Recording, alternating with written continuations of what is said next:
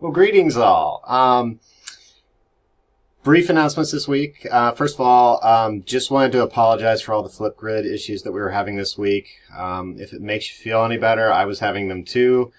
For whatever reason, the browser that I prefer to use no longer seems to be all that compatible with Flipgrid, and so I couldn't easily respond to videos, and so I didn't, but I did watch them all, and I really enjoyed them. I just wanted to make a couple comments. First of all, I really loved the visuals. A few of you did that. I think Jenny and Stephanie and maybe somebody else, but actually picking up your book and showing us, exactly what you do in terms of strategies. And I can't remember who it was. Maybe it was Stephanie had talked about highlighting, and somebody else responded that didn't really work for them because they ended up highlighting everything.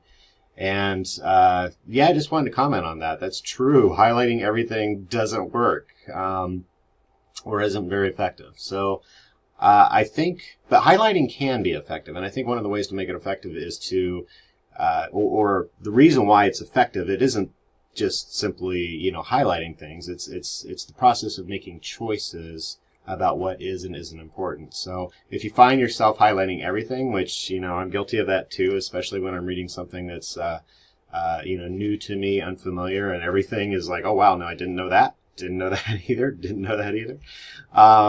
But if you find yourself in that situation, if you limit yourself to just highlighting one sentence in the paragraph, what's the most important sentence? What's the key sentence? What's the the sentence that helps to give everything else within the paragraph value? If you can utilize or turn to highlighting into that kind of strategy, then it will be effective, I think. And then clearly you're not highlighting everything either. You're just highlighting what's of value. But it's that process of working through what's important that is, that's a good learning strategy that engages, deeper processing. Another strategy, and I may have missed it, and it's not one that's highlighted in your text, but it is one that occurs on your syllabus, is the question and answer outline. That's also kind of a similar strategy in the sense that it's meant to help you process the information deeper by making choices and by assigning value to pieces of information. And it is associated with with more meaningful learning. So if you haven't tried that strategy, I would encourage you to try it. Interestingly, I think I had a student try it in a previous semester, and she, her response to that was, actually, it really helped my learning. And it was really hard work, and it was time consuming. So, it wasn't something she felt she could do every week. She did see the value in it, and she's right. It is, meaningful learning is not something that comes easy. It is hard work.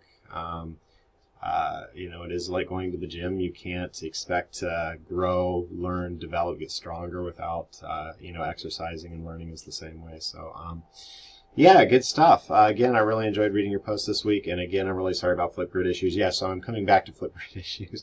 I'm going to give Flipgrid, as much as I enjoy it, and as much as I know some of you enjoy it, I suspect not everybody enjoys it that much, but I am going to give it a break for a bit. I want to give them time to kind of work out the bugs and whatnot, because it's just not, it's maybe worth the hassle.